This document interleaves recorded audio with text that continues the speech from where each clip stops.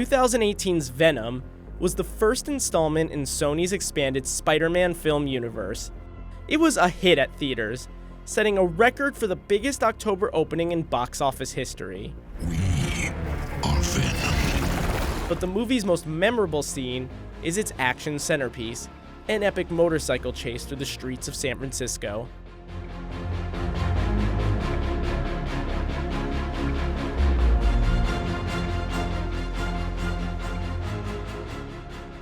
There's a lot going on in this sequence.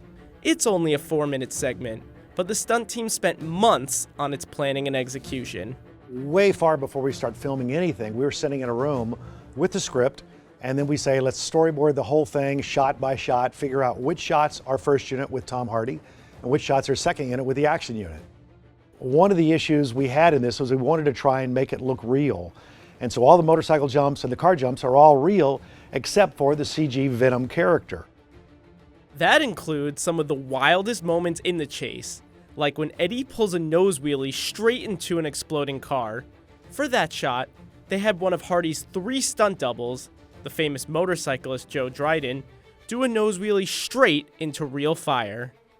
Then there's the moment when Eddie narrowly escapes a car blockade by pulling an arcing turn on the street, something that motorcycles just don't do in real life. For that feat, Jack's team spent 2 weeks designing a thin plate for the motorcycle to slide on, as if it were protected by Venom's indestructible slime. The action scene is set in the car chase capital of the US, San Francisco, or at least that's what it looks like. Turns out, a lot of the scene was filmed in Atlanta, Georgia. The art department disguised the streets of Atlanta by masking signs and removing store logos. Select parts of the scene did get shot in San Francisco, at some of the city's most recognizable locations. One of these spots was Bullet Hill. The long, tumultuous street got its nickname from the 1968 thriller Bullet, which filmed its famous chase scene there. It's an iconic location, and then everything else you see in Atlanta, we're going so fast by buildings you can't tell. And what about this incredible shot? When Eddie jumps off an especially steep hill and loses control of his motorcycle. They had stunt performer Robbie Madison jump that distance so that Tom Hardy would look like he was flying through the air. In the movie, Eddie is saved by the symbiote, which lashes out its tentacles to reattach with the bike. That was the part they filmed in front of a blue screen, with Hardy attached to a harness and gimbal. The true climax of the chase comes when Eddie finds himself trapped in an SUV sandwich, with bad guys flanking him on both sides. I am going to die! It certainly looks that way, until Venom sticks out his tentacles and turns the car's steering wheels out, making them spin out sideways at 70 miles an hour. They filmed 2 versions of this segment that would later get combined in post-production. First, they shot Tom Hardy on a soundstage. Then they orchestrated a real double crash with the stunt team in San Francisco. Jack drove a car right into the crash, with a camera in the back of his vehicle giving the audience a POV look at the action.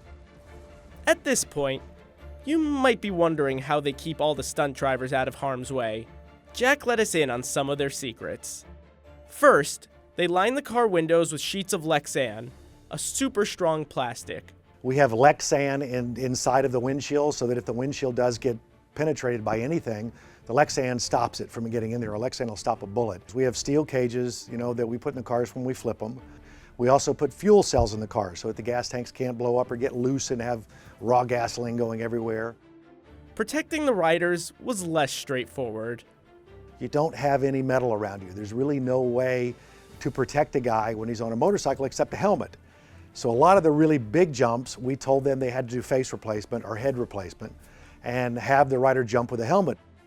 Other than the jumps and wheelie stunts, most of the speed riding was performed by Hardy's 3rd stunt double, motocross racer Jimmy Roberts. He didn't wear a helmet, a risky choice, considering they shot several of the San Francisco scenes on a dark and rainy night.